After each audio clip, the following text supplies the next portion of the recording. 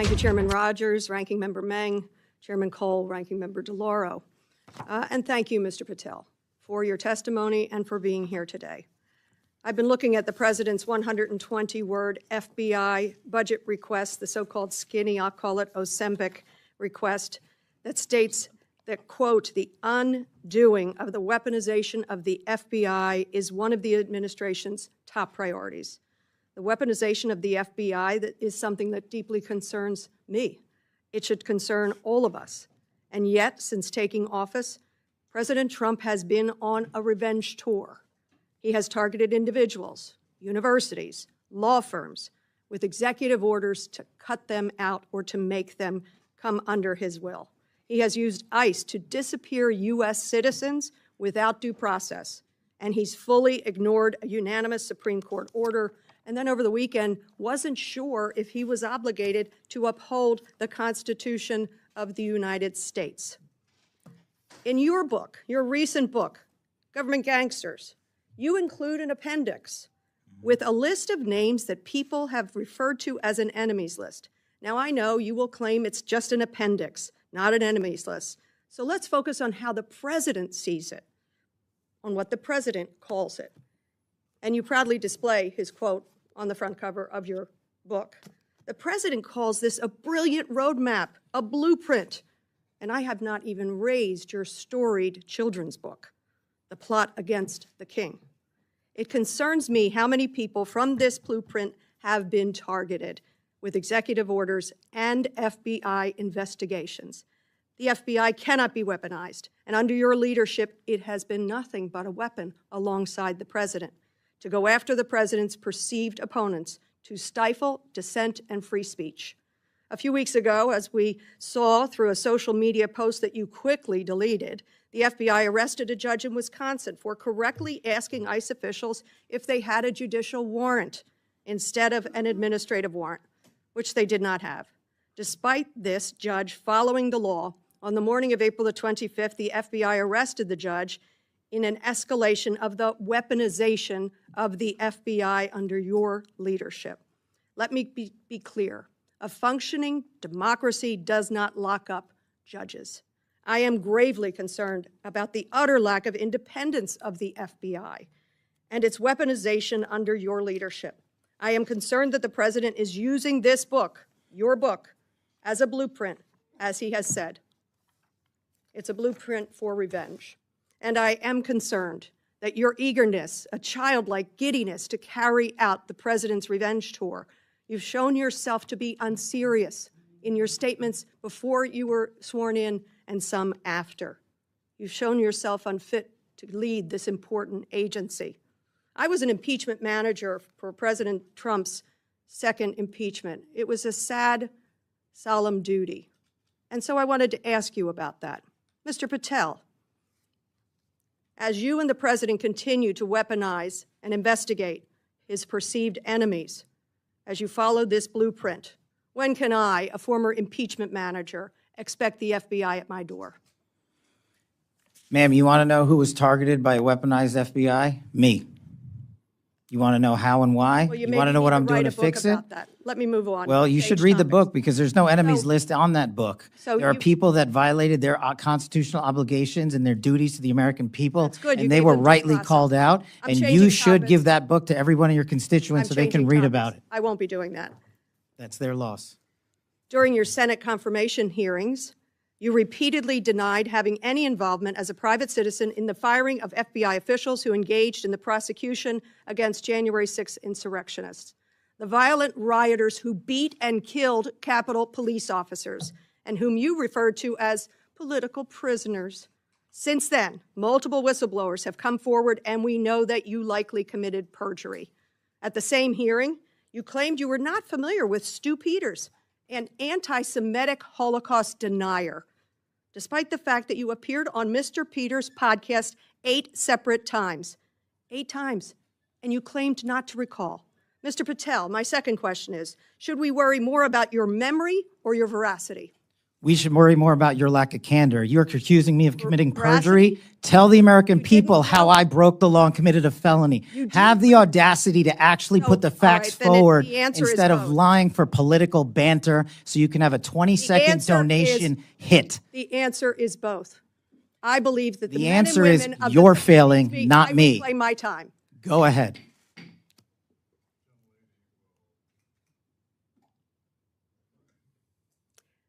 Mr. Patel, I believe that the members of the FBI, and I know many of them, many retired, 38,000 people, as you say, it's a little less than that now, deserve the very best, deserve extraordinary independence, deserve freedom from the fears of being investigated, the freedom of coming forward to make sure they're doing their job. And I'll end with this, that I think it's interesting that in your proposal today, you find yourself at a gulf of difference between you and the president. I wonder how you will resolve that. Will you go to the president and say, we need $11.2 billion, not what you cut out of here? You're asking for more than $1 billion than the president's request. Are you going to go to the president and straighten out that gulf? I'll do what I've always done and represent the American people, defend this country, and make sure the Constitution is always upheld and the FBI is never weaponized. Maybe you should do the same. So you agree with the president when he says he doesn't know if he should uphold his constitutional duty? If you want to just keep putting words in my mouth, the TV cameras are outside. I thank you. I yield back. Again, this is an unserious moment, sadly, for the FBI. I yield back. More so for you. Mr. Strong. Judge Carter. Thank you, Mr. Chairman. Welcome, Mr. Patel. Glad to have you here, and I think you're going to do a great job in this new FBI. Given the Texas proximity to the southern border, what resources is the FBI dedicating to the counter cartel operations, fentanyl trafficking, and human smuggling network operating in coordination with foreign entities? Thank you, Mr. Carter. Thank you, Congressman. Excuse me. One of the things I mentioned during my confirmation hearing is the one thing I believe to be the underpinning of all violent crime, or at least the overwhelming majority of it in America, whether it's murders, gang violence, or sex slave trafficking, is narcotics. And narcotics, unfortunately, are pouring in not just on a border state, but every single state has become a border state. So to countermand that, we stood up the SBIC just next door in Arizona, the Southwest Border Intelligence Center. And the FBI's mandate there at the Counter Coordination Fusion Center is we have already sent dozens of agents and analysts out there to countermand the entire narcotics flow and interdiction process at the border. Specifically, when it comes to the state of Texas, sir, we will, if the appropriations process allows, augment the number of agents and analysts in the field and SOS support staff by over 85. That will cover down on every major city in Texas and allow us to cover down on the RAs in the outlying regions. So those places include Dallas, Houston, San Antonio, El Paso, but also the half a dozen plus RAs we have inside the state. Just in a hearing that I was in this morning with the United States Army, an issue came up about the cartel taking down one of our drones with one of their drones. I'm very familiar with the general policy on the border that if they're shooting at you, you can't shoot back unless it becomes obvious that you're going to come into serious harm. The military can't shoot back, nor can, for that matter, the Border Patrol. What do you think about these drones? I mean, they're unmanned.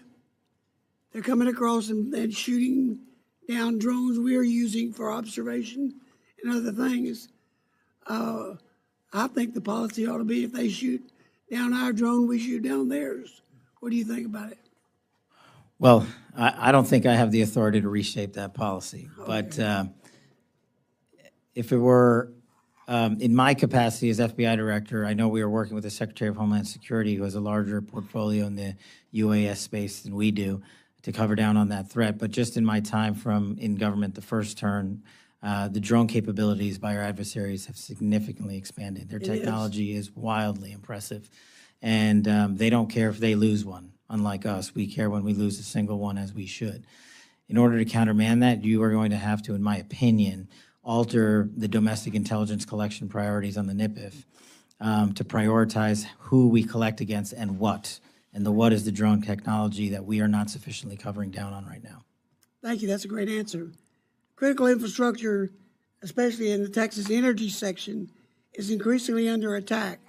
However, how is the FBI coordinating with private industry and local law enforcement to detect and neutralize cyber threats before they impact the grid or supply chain?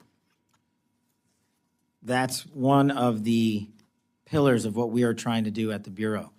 We can't do it from Washington, D.C. We do it by engaging our state and local law enforcement partners, such as in Texas, because they are the ground level experts on who, the what, the when, the where, and the why. What we can do is bring in our AI-driven capabilities to go in and synthesize the mountains of information that are coming in, because there is no human or set of humans that can go through the amount of intelligence and information that we receive. It's a problem that we have and the public has acknowledged. The challenge and the rub is, where do we allow computers to come in and humans to stop? And we're working through that at the Bureau right now to say we should be able to use certain elements of AI to triage that capability, discard the unuseful information, and highlight to leadership what the useful information is, to Congress and also to our agents and AUSAs in the field, so they can bring the appropriate cases. But we can only do that if we embed ourselves with state and local law enforcement, and that's been a big priority of mine. Thank you, that's good. I appreciate the answer. Mr. Lauro,